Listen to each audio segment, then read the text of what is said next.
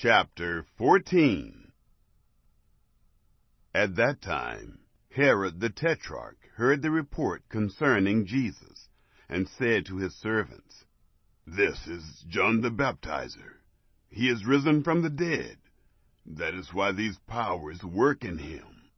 For Herod had arrested John, and bound him, and put him in prison for the sake of Herodias, his brother Philip's wife. For John said to him, "It is not lawful for you to have her." When he would have put him to death, he feared the multitude, because they counted him as a prophet. But when Herod's birthday came, the daughter of Herodias danced among them, and pleased Herod. Whereupon he promised with an oath to give her whatever she should ask. She, being prompted by her mother, said, "Give me here on a platter the head of John the Baptizer." The king was grieved, but for the sake of his oath, and of those who sat at the table with him, he commanded it to be given. And he sent and beheaded John in the prison. His head was brought on a platter, and given to the young lady, and she brought it to her mother. His disciples came, and took the body, and buried it.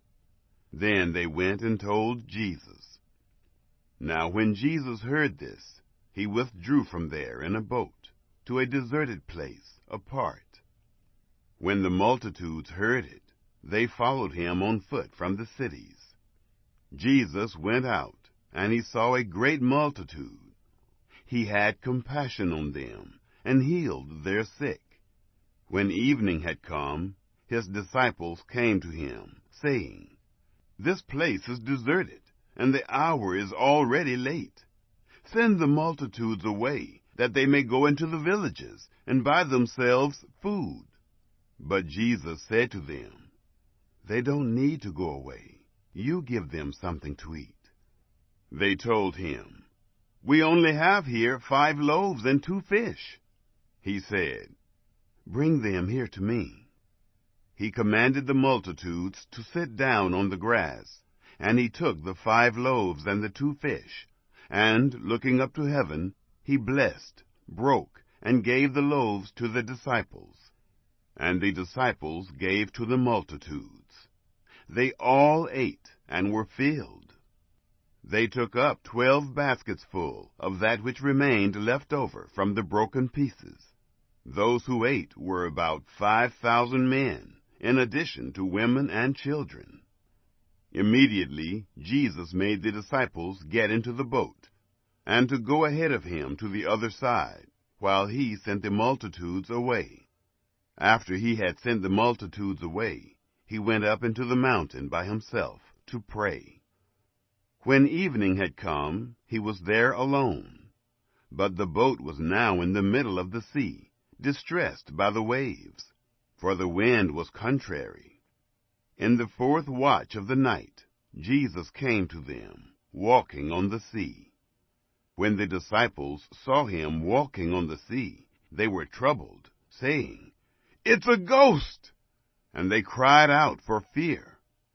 But immediately Jesus spoke to them, saying, "Cheer up, it is I, don't be afraid." Peter answered him and said, "Lord, if it is you, command me to come to you on the waters." He said, "Come." Peter stepped down from the boat and walked on the waters to come to Jesus. But when he saw that the wind was strong, he was afraid, and, beginning to sink, he cried out, saying, "Lord, save me!" Immediately Jesus stretched out his hand, took hold of him, and said to him, "You of little faith, why did you doubt?"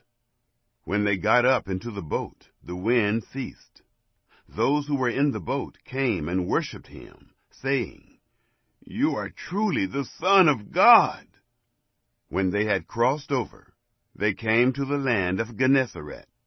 When the people of that place recognized him, they sent into all that surrounding region, and brought to him all who were sick. And they begged him that they might just touch the fringe of his garment. as many as touched it were made whole.